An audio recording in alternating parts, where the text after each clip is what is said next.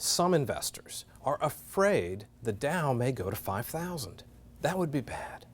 But what really scares me is the Dow going to 50,000. Let me explain. The U.S. is roughly $100 trillion short of being able to pay for Social Security, Medicare, and other promises and likely bailouts. When we divide by the roughly 80 million households above the poverty line and below retirement age over the coming decades, that works out to $1.25 million per household. No way that works, unless inflation knocks the value of each dollar down to a nickel, and then it works.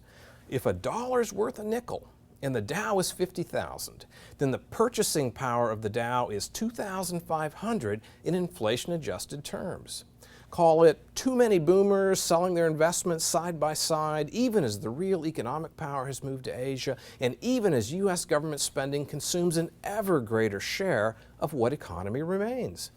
So your stock investments will buy 25% of what they do today, until you pay the taxes on the profits in going from Dow 10,000 to Dow 50,000. And because the government's broke, the tax rates have gone up to 50% on long-term capital gains.